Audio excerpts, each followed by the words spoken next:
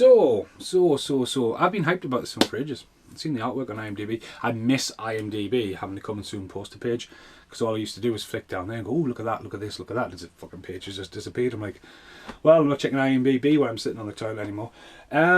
So, Kirsten Stewart, never seen Twilight, so I know a lot of people go, fucking hell. Obviously, trimmed her hair down for this.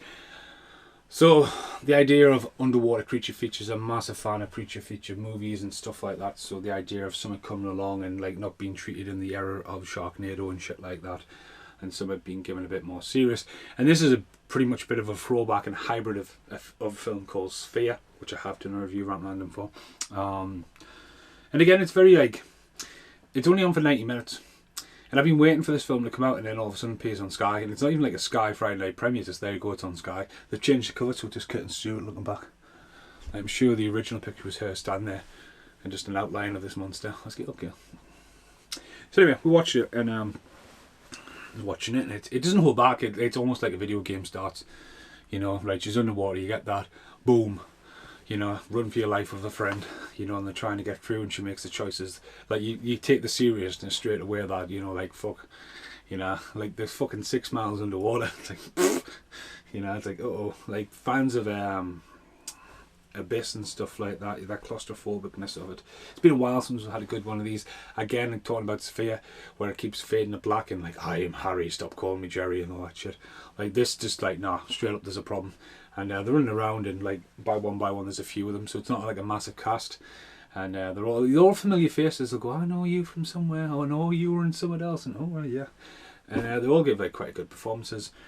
And again, there's creatures, and the creature reveal is quite good. And I was like, all right, what kind of creatures is it going to be? Oh, is that it? It just looks like some kind of mutified like prawn at one point. But again, it's like the deaths are very unexpected and fucking brutal. You just don't expect them, and I give the film for that. So it really, this film doesn't try to beat around the bush. There's a lot of very close cameras, like right here when they're going around the corridors. You kind of feel that claustrophobicness about it. It's quite good on that. And then it totally like just goes, right, this is where we're going, and this is what it's going to give you. And I think it's at this point of the film, for me, I'm going to go, right, I love this film, even though at the start I was trying to do it underwater. The fact that, you know, you get these weird creatures, and it appears homage to The Descent, you know, the Craig Conways running around, creeping them out in the background. And like, it's got some really startling stuff, how it's stalking them, and she's like, oh, you know, and you get, yeah, this is quite good. Then all of a sudden, it's just like, here comes fucking Godzilla, and you're like, look at the size of that. And just some of the visuals in this, and you think, what the fuck is that? It looks like the devil's just raised from fucking hell, and just like, hi. And you're like, what the fuck?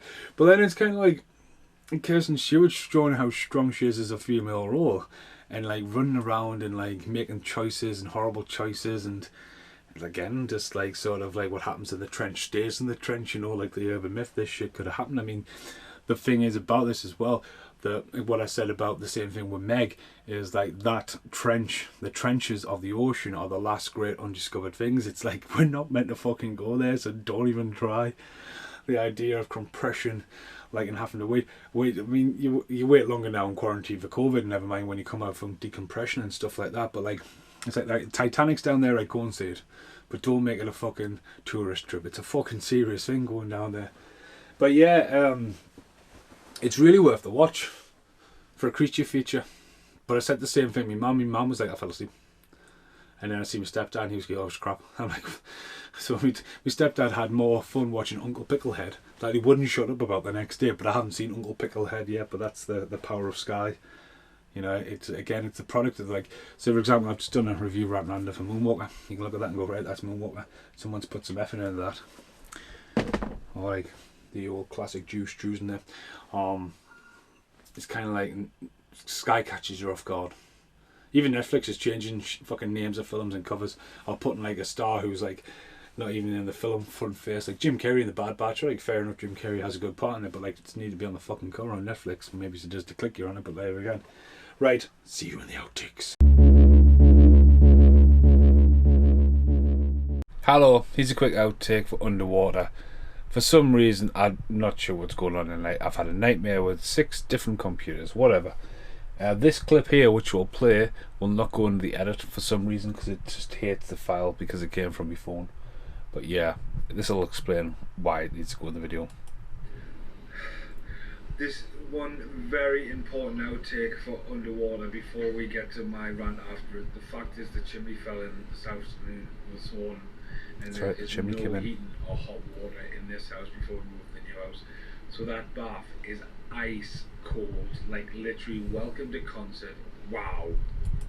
So yeah, chimney fell in this morning. Landlord's having a nightmare because I'm moving anyway. But yeah, to get the depth I needed for the camera, I had to fill the bath right up, and it's just ice cold, and just had to put my face in it. And it was a one take deal, you know, because of me beard and stuff like that. But I just had to express how fucking cold that is. Fucking freezing. Right, next outtake. Yeah, I haven't got much outtakes because I've got too much more to film. As I say, when I came up with the jumpy idea at the start, trying to talk underwater, what an idiot. So yeah, I've got some more stuff to do. One more thing I'll chuck in. You want to talk about artwork, since this is one of my next videos. Dun, dun, dun, dun, dun. Eddie Murphy. Now that is classic artwork. And thanks, Matt Davies. This was originally drawn for Indiana Jones, Crocodile Dundee too, but yeah, Eddie Murphy on there. Coming to America, original VHS shop poster. Someone decided to laminate. Well, at least it's preserved for life. I prefer it like that. At least I can't break it.